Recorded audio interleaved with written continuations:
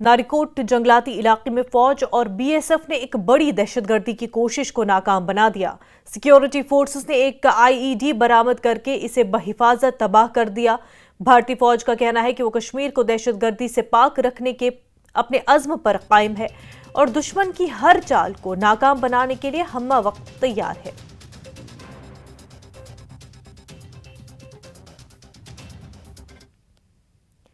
हिंदुस्तान का एक और दुश्मन पाकिस्तान में हलाक किया गया। इस दहशतगर्द का नाम अबू कताल सिंधी है। वो लश्कर ए तोयबा के एक बड़े दहशतगर्द हाफिज सईद का बहुत करीबी था। इतलात के मुताबिक अबू कताल को गुज़िश्ता रात 8 बजे जिला जहलम में ब्लॉक हलाक कर दिया गया और राजौरी के ढांगरी में 1 जनवरी 2023 को हुए दहशतगर्दाना हमले का भी मास्टरमाइंड अबू कताल ही था। राजौरी में दहशतगर्दों ने 7 लोगों का कत्ल कर दिया था।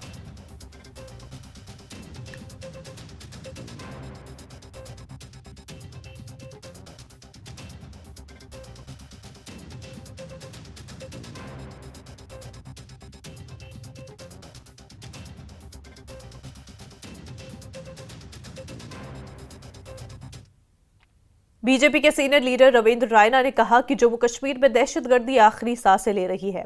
रायना ने कहा कि अब पाकिस्तान के खुद के हालात काबिल रहम है। पाकिस्तान ने दहशतगर्दों को पाला और अब वो पाकिस्तान को ही तबाह कर रहे हैं।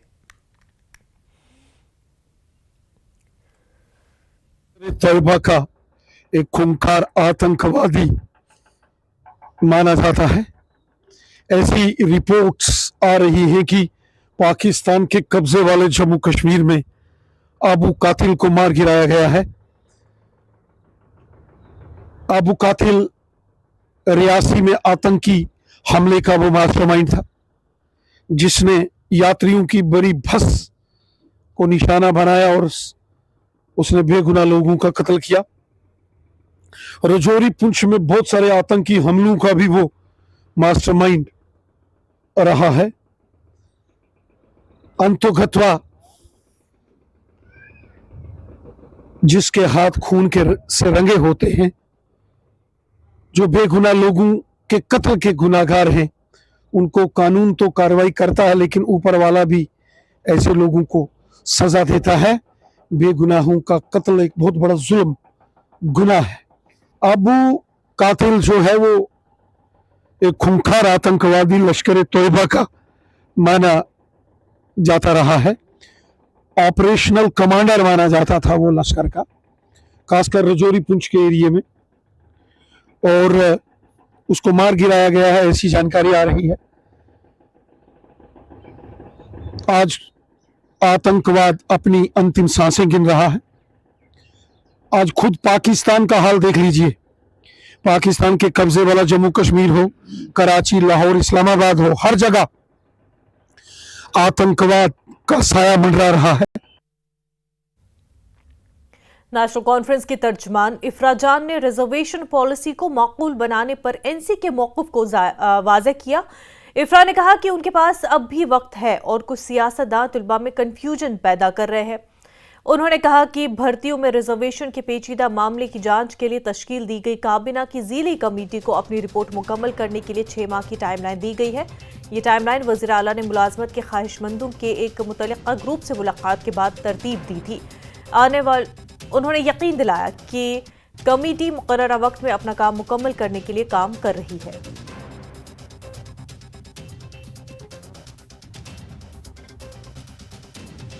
आपने देखा कि कुछ महीने पहले ही एक सब कमेटी फॉर्म की गई थी यहाँ पर सीएम उमर अब्दुल्ला की तरफ से रिजर्वेशन इशू को लेके, और वहीं पर कल असेंबली में जब सवाल पूछा गया था उसका जवाब दिया गया था। आपने देखा उसके बाद सीएम उमर अब्दुल्ला जो है उन्होंने एक्स पे एक पोस्ट भी किया है और उन्होंने कहा है कि सब कमेटी जो है इस वक्त अपना काम कर रही है और आने वाली इसमें कैसी डेवलपमेंट से मजीद बात करते हैं। हमारे साथ जम्मू कश्मीर नेशनल कॉन्फ्रेंस की स्पोक्स पर्सन इफ्रा जान जुड़ी हुए हैं। इफ्रा, बताएं कि किस तरीके का स्टैंड है इस वक्त इस रिजर्वेशन इशू को लेके। देखिए, जहां तक इस सब कमेटी की बात आती है, I would like to clarify very clearly, I would like to clarify that this subcommittee was formed before the subcommittee to look into the reservation, a rationalization of reservation, an extremely sensitive issue. This was formed before, way before the students had met Umar Abdullah Sahab. When the subcommittee was formed, initially there was no timeline. Initially there was no timeline within which the subcommittee was supposed to submit its report. However, and this is very important, however, when the students met the Honorable Chief Minister very clearly and categorically set a timeline. He ensured that this subcommittee will have to submit its report within 6 months. मिलने के बाद जब students honourable chief minister से मिले, वजीर आला साहब से मिले, उन्होंने उसके बाद क्लियरली इस सब कमेटी पे 6 महीने का जो है एक टाइमलाइन सेट कर दिया था. जो कल सवाल आया था, जो कल सवाल उठाया गया था, रिटन सवाल, अगर आप उसमें सप्लीमेंट्री क्वेश्चंस, बहुत सैड बात तो one thing which is very sad is कि हमारे जो मुखालिफ हैं वो सिर्फ हमारी नेशनल कॉन्फ्रेंस की और जमहूरी सरकार को किस तरह से नुकसान होगा वो उसमें ज्यादा मसरूफ है, ना कि एक्चुअली जवाब जानने में. क्योंकि जब सब यही सवाल उठाया गया सप्लीमेंट्री आंसर्स में, इसका सवाल सकीना जी ने भी बार बार क्लैरिफाई किया, उन्होंने बहुत क्लियरली कहा कि सप्लीमेंट्री आंसर्स में इसका सवाल आया, जवाब आया कि इनिशियली तो कोई टाइमलाइन नहीं था, लेकिन उसके बाद जब स्टूडेंट्स ऑनरेबल चीफ मिनिस्टर साहब से मिले उसमें एक टाइमलाइन 6 महीने का सेट कर दिया गया. कल उमर साहब ने भी अपने ऑफिशियल ट्विटर अकाउंट जो उनका है office of the chief minister, उससे भी इस चीज को बहुत क्लियरली क्लैरिफाई कर दिया कि इसमें 6 महीने की जो है एक टाइम फ्रेम इसमें 6 महीने का है. तो अगर उमर साहब बार बार बोल रहे हैं एक 6 महीने का टाइम फ्रेम है, वो बार बार यकीन दिला रहे हैं, हम आपको बार बार यकीन दिला रहे हैं, मुझे समझ नहीं आ रहा क्यों कुछ रूमर मॉन्गर्स जो हैं, क्यों अफवाहबाजी जो है उसको बढ़ावा दिया जा रहा है. हम लोग वादा बंद है, नेशनल कॉन्फ्रेंस वादा बंद है कि जो सब कमेटी हम जो वादे हम लोगों ने अपने स्टूडेंट्स के साथ किए हैं उन स्पेशली इस टाइम फ्रेम के लिए उस वादे पे हम खरे उतरेंगे इंशाल्लाह. And I say this not just as a spokesperson for the National Conference. I also say this as a young person myself. I mean, I am very well in the employable age. And so all of us understand the sensitivities of this matter. All of us understand how difficult and how traumatizing it has been for so many students. We just, all I can do is we can request the students that please trust in your government. This is not an issue that National Conference had created, but trust in your government. Inshallah, we are bound by the promises we have made and the committee will do its work within 6 months. Thank you. News 18 के लिए आफाक शाह के साथ श्रीनगर से मैं सरोज कफील. नायब वज़ीर आला सुरेंद्र चौधरी ने नौशहरा राजौरी में जारी तरक्याती मंसूबों का जायजा लिया और उन्होंने मुख्तलिफ तरक्याती मकामात का दौरा करते हुए तामीरी कामों की रफ्तार और मयार का मुआयना किया. इस दौरान उन्होंने अवामी सहूलियात को बेहतर बनाने के लिए मंसूबों की बरवक्त तकमील पर जोर दिया. नायब वज़ीर आला ने अफसरान और मकामी अफराद से मुलाकात की और बुनियादी ढांचे की तरक्की पर उनकी राय हासिल की. हुकूमत ने तरक्याती इक़दामात को तेज़ करने और अवामी फलाह बहबूद के लिए अपनी वाबस्तगी का इयादा किया.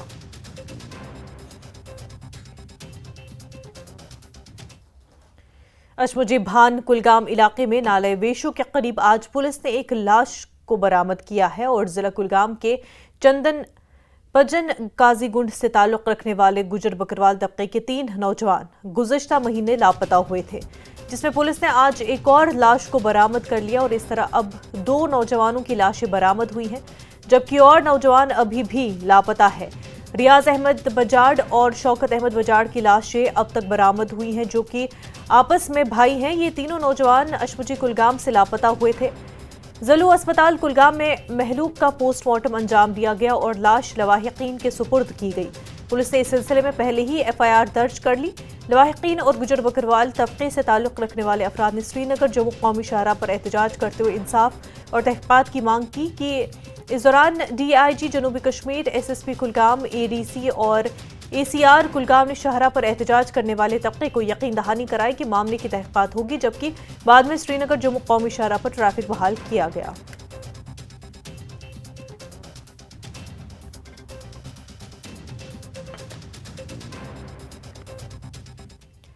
कठुआ के रघुनाथ मंदिर में विश्व हिंदू परिषद की 2 रोज़ा शशमाही मीटिंग मुकम्मल हुई। इस इजलास में विश्व हिंदू परिषद के कौमी जनरल सेक्रेटरी बजरंग लाल बांगड़ा भी शरीक हुए और न्यूज़ 18 से बात करते हुए उन्होंने हिमाचल हुकूमत से मुतालबा किया कि वो हिंदू मंदिरों के खजानों के इस्तेमाल के हुक्म को फौरन वापस ले। इसके साथ ही उन्होंने बलवार में होने वाली हलाकतों पर तबसरा करते हुए कहा कि एक मुनज़्ज़म दहशतगर्दी की नई शक्ल है।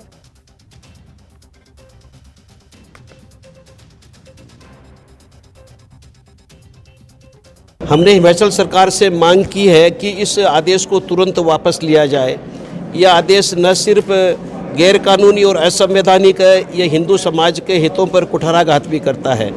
हिंदू मंदिरों की संपत्ति या हिंदू मंदिरों की आय हिंदू समुदाय के भक्तों द्वारा उनकी श्रद्धा और आस्था के रूप में मंदिर में चढ़ावे के रूप में आई हुई है। उसका उपयोग हिंदू हितों के लिए ही होना चाहिए।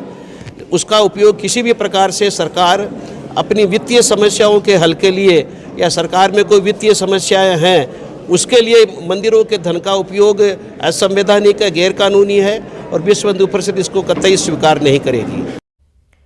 राजौरी के एमएलए इफ्तिखार अहमद ने डाक बंगला राजौरी में दिही तरक्याती महकमे के अफसरान के साथ एक इजलास मुनक्किद किया ताकि जारी तरक्याती मंसूबों की पेशरफ्त का जायजा लिया जा सके और इजलास के दौरान उन्होंने कामों की बरवक्त तकमील को यकीनी बनाने के लिए तरक्याती मंसूबों में तेजी लाने पर जोर दिया।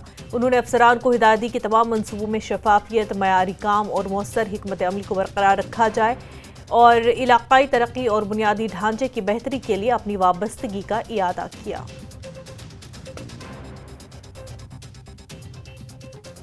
लोगों की शिकायत थी कि हमारे अभी तक कुछ काम पेंडिंग है, काम अभी कंप्लीट नहीं हुए हैं और उनके बिल भी कुछ पेंडिंग थे, क्योंकि रूरल डेवलपमेंट गरीब लोगों के साथ जुड़ा हुआ डिपार्टमेंट है और ये आम आदमी के साथ जुड़ा हुआ है, रूरल डेवलपमेंट इंफ्रास्ट्रक्चर के साथ जुड़ा हुआ है। तो आज मैंने वही रिव्यू मीटिंग ली है कि कौन कौन से काम पेंडिंग है और उनको मैंने स्ट्रिक्ट इंस्ट्रक्शन दी है कि कोई भी काम पेंडिंग नहीं रहना चाहिए और पैसा लैप्स नहीं होना चाहिए।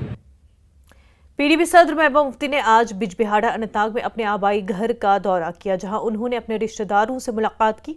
वो अपने चाचा की इयादत के लिए वहां पहुंची जिनकी तबीयत नासाज थी। इस मौके पर महबूबा मुफ्ती ने कई मकामी अफराद से भी मुलाकात की और उनकी खैरियत दरियाफ्त की।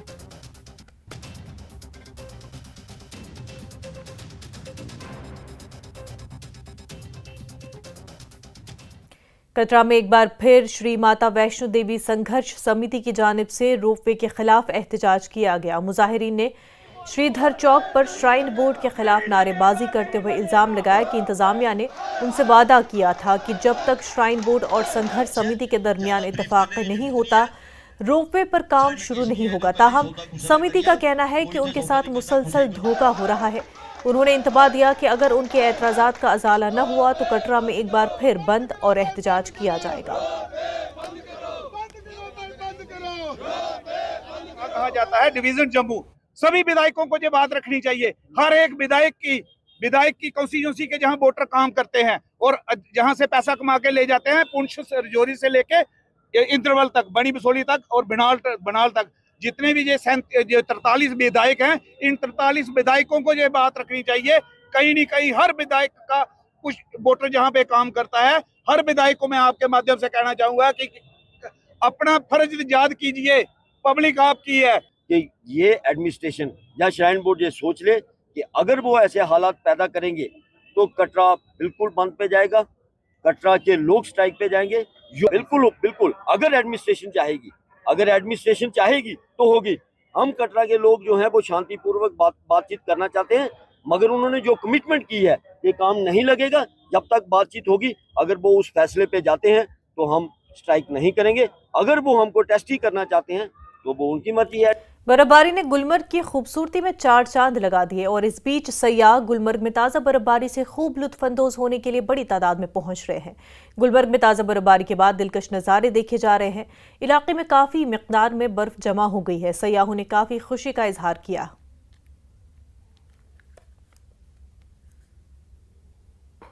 है जो सबसे खूबसूरत है, चाहे और भी जगह घूमे मगर कश्मीर जैसा नज़ारा इनको नहीं मिलेगा।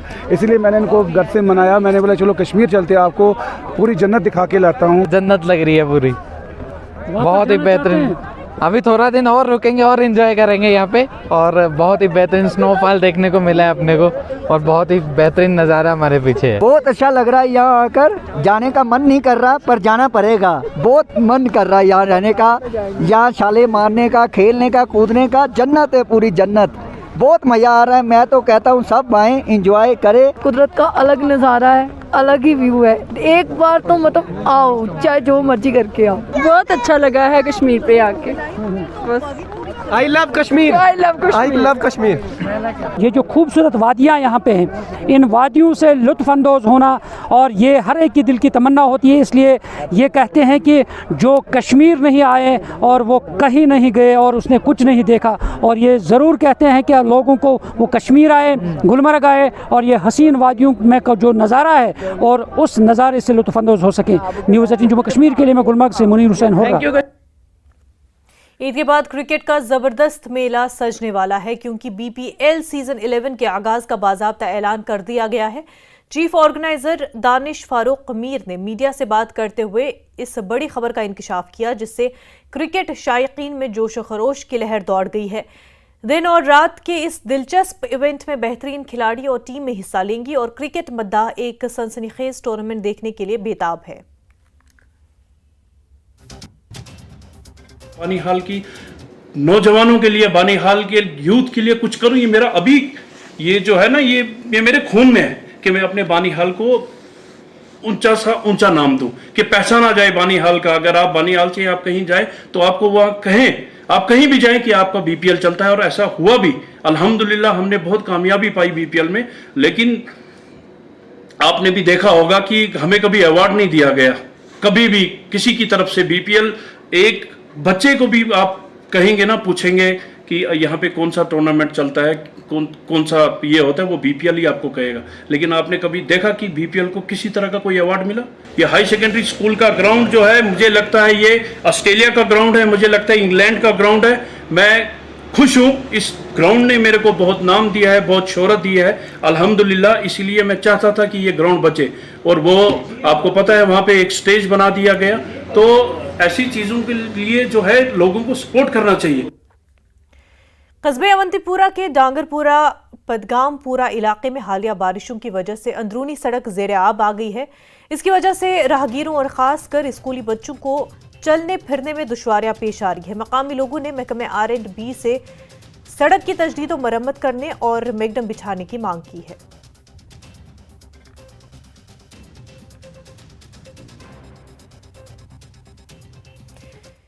बाहर की आमद के साथ ही कश्मीर में बारिश और बर्फबारी का सिलसिला शुरू हो गया है। इससे ज़रई और बागबानी सरगर्मियों में ताख़ीर हो रही है। महकमे बागबानी के माहिरीन का कहना है कि इन सरगर्मियों में ताख़ीर होने से बागबानी शोबे पर किसी किस्म के बुरे असरात मुरतब नहीं होंगे।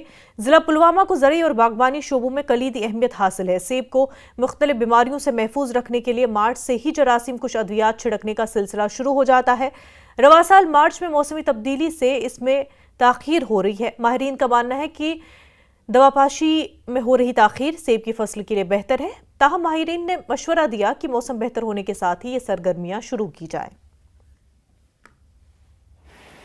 ये मुझे नहीं लगता कोई घबराने की बात है इसमें, या कोई हमें इसमें नुकसान, फ्रूट सेट में नुकसान अभी हो सकता है। अभी हमारी इंडस्ट्री के लिए बहुत फ़ायदा ही देगी ये। हमारा रिवायती मौसम तो यही है। एक्चुअली मौसम तब्दील होके हमारी जो ऑपरेशंस वो एडवांस हो गई थी, तो हम इस मौसम की वजह से अब जो हमारी जो एडवांसमेंट हो गई थी वो थोड़ा सा डिले होके इंशाल्लाह अपने ही टाइम पे सारा हो जाएगा। हालिया बारिश से जिला पुलवामा के सेरनू वगे मोहल्ले में जमीन खिसकने से राब्ता सड़क को नुकसान पहुंचा है।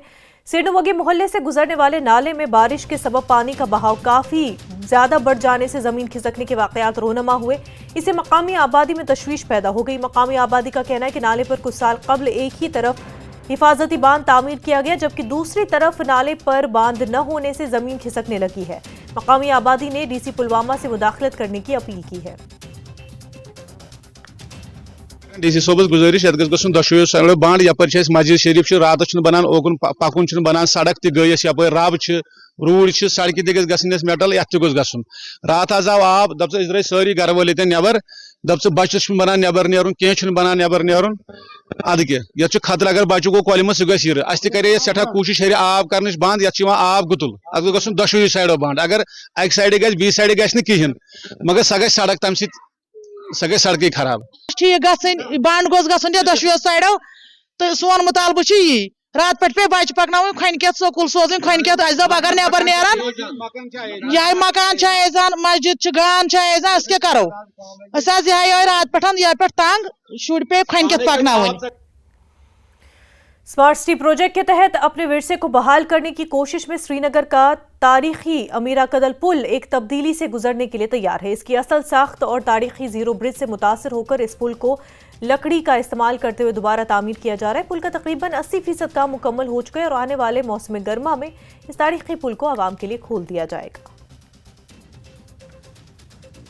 जो ट्रेडिशनल तरीके से जो रिवाइव किया गया, जो यहाँ का आर्किटेक्चर है, उसमें एक इम्पॉर्टेंट था जो ब्रिजेस कई जगहों पर रिवाइव किए गए, खासतौर पर फुट ब्रिजेस जो बनाए गए हैं, जैसे हवा कदल ब्रिज को रिवाइव किया गया और उसी तरीके से यहाँ अमीरा कदल ब्रिज भी बनाया जा रहा है। ये जो इसकी पुरानी अबैटमेंट्स हैं उनको स्ट्रॉन्ग करके और इसको रिफर्बिश करके नए तरीके से बनाया जा रहा है। और आपने देखा कि बहुत ही खूबसूरत तरीके से जो यहाँ का लोकल आर्किटेक्चर है उसको दिखाता है, वुडन वर्क है और आने वाले 2 महीने में ये काम कंप्लीट हो जाएगा। अभी 70-80% काम कंप्लीट है और इसमें ये अच्छी स्पेस निकल के आएगी। एक तो टूरिस्ट हब वैसे ही है लाल चौक का एरिया और वहाँ से टूरिस्ट भी यहाँ पे आ सकते हैं इस ब्रिज के ऊपर और वहाँ पे अलग अलग एक्टिविटीज़ भी टूरिस्ट के लिए कराई जा सकती हैं।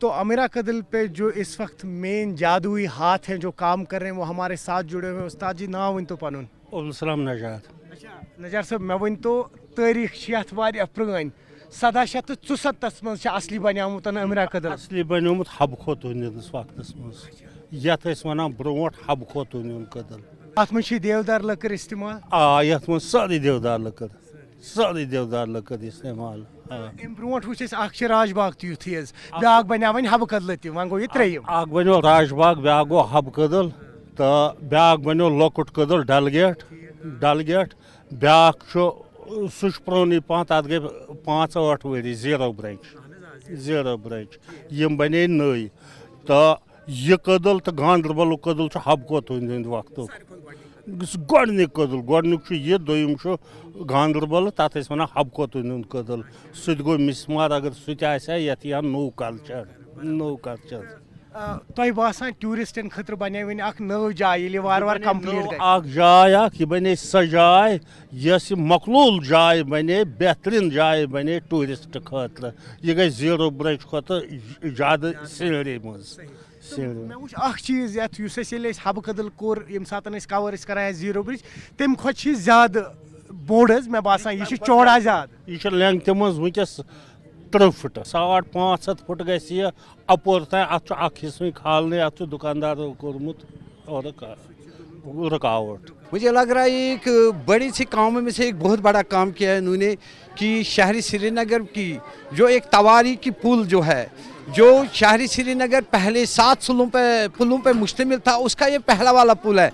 तो जहाँ तक मेरा ख्याल है कि ये अफगानी दौर में बनाया है, अमीरुद्दीन खान गवर्नर की था उस वक्त, वो इसी दौर का ये पुल है। तो लेके कि मैं यही बताऊंगा अगर आज ये पुल फिर से इन्होंने रिनोवेट किया है तो हमारी जो मरी हुई वरासत थी उसको इन्होंने ज़िंदा कर दिया और कौम के लिए एक तोहफ़ा रखा, आने वाले नस्ल के लिए तोहफ़ा रखा, एक तवारीख को फिर से ज़िंदा किया, हमारी वरासत को ज़िंदा किया। तो न सिर्फ ये पुल इन्होंने तवारीख को ज़िंदा किया बल्कि यहाँ के आम लोग जो उस पार से लाल चौक से इस पार हरसिंह हरचेट आते थे या इस पार से उस पार, उनको चलने फिरने की बहुत ही अच्छा अब सहूलियत मुहैया होगी। ये जो पुल है ये अमीरुद्दीन खान का था और इन्होंने इसको हटाया फिर, और इसके जो पिलर है आज भी इसके पिलर नीचे हैं और इसको रिवैल्यूएशन किया गया है नए सर से। और ये बहुत ही अच्छा कदम इन्होंने मतलब कश्मीर में मतलब जितने भी यहाँ हुकूमतें थे आज तक इसके ऊपर ध्यान नहीं था, तो इन्होंने ये हेरिटेज जो है ये ज़िंदा कर दिया। हम बहुत ही शुक्रगुजार हैं इस देश के प्रधानमंत्री को कि उसने यहाँ पर तरक्की के और एक और कदम हमारे साथ मिलाया। और ये जो गनी खान मार्केट है ये बिल्कुल इसके साथ ही है। पहले तो यही आता था यहाँ कॉफ़ी वाफ़ी भेजते थे। जब हम यहाँ बचपन में आते थे, हबाकल में हम रहते थे, तो हम यहाँ जाते थे फुटबॉल देखने थे बख्शी स्टेडियम में, तो यही पुल हम इस्तेमाल करते थे। अब ये फुट ब्रिज बन रहा है, ये तो बहुत ही टूरिस्ट के लिए एक बहुत बड़ा अच्छा एक बेहतरीन एक हेरिटेज बनेगा। स्मार्ट सिटी प्रोजेक्ट्स के तहत श्रीनगर के लाल चौक में एक और बहुत बड़ा बदलाव। जी हाँ, इस वक्त हम खड़े हैं अमीरा कदिल पे, जिसे कश्मीर का सबसे पहला ब्रिज माना जाता था। 1774 में बना है ये ब्रिज। और अगर हम बात कर ले उन 7 ब्रिजेस की जो जेहलम के ऊपर से जाते हैं, मशहूर ब्रिजेस, उनमें से सबसे पहला ब्रिज था। इस वक्त आप देख सकते हैं कि इसके बगल में ही जो पुराना वाला ब्रिज है, हालांकि इस ब्रिज को डिसमेंटल नहीं किया जाएगा, तमाम गाड़ियाँ जो है वो इसी ब्रिज से आती जाती हैं। लेकिन जो आप ये ब्रिज देख रहे हैं, पेडेस्ट्रियन ब्रिज अमीरा कदिल का जो नया बन रहा है, करीबन 3.5 करोड़ की लागत पे ये ब्रिज बन रहा है। आप देख सकते हैं कि किस तरीके से इस पे लकड़ी का काम किया जा रहा है। ये ब्रिज उसी नव्यत पे बनाया जा रहा है जैसे राजबाग का जीरो ब्रिज है और शहर खास में जो अभी हब्बा कदिल का ब्रिज बनाया गया था। अगर हम बात कर लें इस वक्त लाल चौक जगह पे, जहाँ पर इस वक्त कई सारी नई टूरिस्ट अट्रैक्शंस डेवलप की गई हैं, उसी के चलते हुए ये ब्रिज जो है, यही माना जा रहा है कि टूरिस्ट के लिए एक नई अट्रैक्शन होगी और हिस्टोरिकल सिग्निफिकेंस है इस ब्रिज की। और वही अगर हम बात कर दें लोकल्स जो हैं, उनके लिए एक एम्प्लॉयमेंट का बहुत बड़ा जरिया बनेगा। न्यूज़ 18 के लिए आफाक शाह के साथ श्रीनगर से मैं सरोज कफील।